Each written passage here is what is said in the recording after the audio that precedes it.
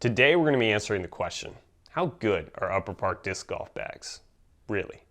And to do that, we're going to be looking at the features and performance of their Rebel bag in the recently released Dune color. So who is Upper Park Disc Golf?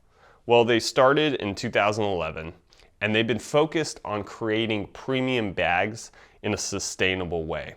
And part of that means that they're carbon neutral on all their shipping, as well as they make these bags from recycled materials. So obviously all this sounds great, but does Upper Park really live up to their promises? And how do they compare to a more well-known industry leader like Grip? Let's get into it.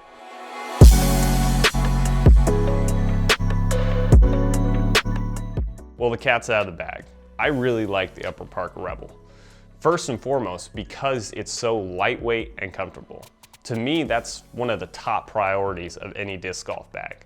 Because if it's not lightweight, if it's not comfortable, you're not gonna use it, or you're not gonna enjoy using it. But I found that this is a really great size and weight. I believe it's about 2 pounds empty, and even when you load it with discs, because of the great padding on the straps and the back, it just feels good. And this bag is more compact than a lot of other disc golf bags on the market. But what really impresses me is how they get so much storage in such a small and compact bag. So first of all, you have the main compartment right there, and that can fit 20 discs, which for me is plenty enough. But they have these 2 putter pockets right here.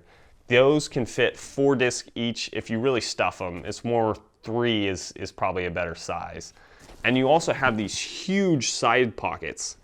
And those side pockets can also fit 4 discs each, or you have so much room in there. I put my drone, jacket, whatever you need. You have 2 really nice side pockets that don't seem to take up a lot of space, but they're very roomy. And it's just impressive to me how well it's designed that way. So overall, if you really stuff this bag, you can get 36 discs in it, which I wouldn't recommend. But I would say more comfortably, you could get 30 discs. And for me, that's plenty enough. I like putting all my discs in these two pockets right there. And then I have 2 side pockets for whatever else I need. And you guys know, one of my big tests is if disc golf bags can hold my huge 40-ounce water bottle. And this passes with flying colors. It has 2 really large water bottle compartments on the side, and then 2 smaller ones for like a bottled water. So you have no excuse to be dehydrated while you're using the Rebel. So Upper Park has a whole page on their website discussing the premium materials they use and how it's better than the competition. And to be perfectly honest with you, I have no idea what it all means. But what I can tell you is my experience with the materials and how the bag feels. And it's tremendous. The materials are soft and yet very durable. There's no fraying. All the tests we did just passes great. And the zippers as well are very smooth. I'll say, as I mentioned, the recycled materials thing, I would never know it's recycled material. So, I mean, that's the best of both worlds. You're supporting sustainability while enjoying a very premium, great disc golf bag. They also include this rain cover with the bag, which is a super cool touch. I haven't seen any other companies do that. We all know that most disc golf bags are water resistant, but not really waterproof. So this works super well, and it's just a neat feature for them to include to set their bag apart just a little bit more than the competition. But speaking of competition, how does Upper Park compare to a more well-known industry leader like Grip?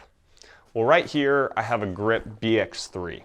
It's a more recognizable brand, but it's a similar price and size of the Upper Park Rebel. But I've got to say, I like the Rebel better. They're both excellent bags, but there's just a few small things that set the Rebel apart in my eyes. The first of which are the pockets. So Grip has very similar pockets on the side. They're expandable, they're nice, but they're not as usable. And the reason for that is that these are very tall and skinny, versus Upper Park managed to make those other pockets bigger. At first glance, it doesn't seem like a big difference, but you can actually fit a lot more discs in the Rebel, and you have more space for other things as well. It looked like Upper Park really just took the design of this and made it a little bit better. And like I said, they don't seem that much more bulky, but you have significantly more storage than the GRIPeq BX3.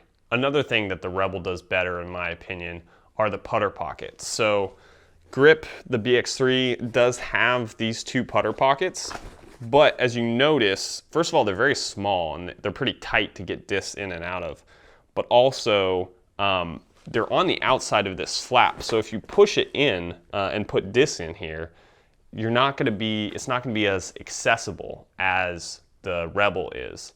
So the Rebel just feels a lot more usable. Now GRIPeq does have this putter pocket right here up top, and that is very convenient, but in comparison, those two aren't really usable in my opinion.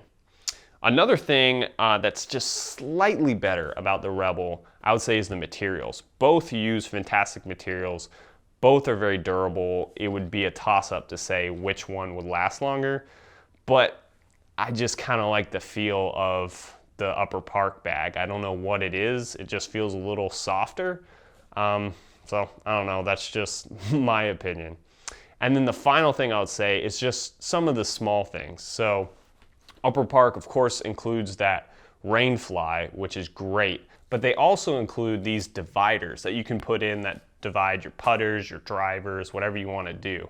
And that's just something nice. I know GRIPeq offers those, but you have to pay for them. So Upper Park just includes it.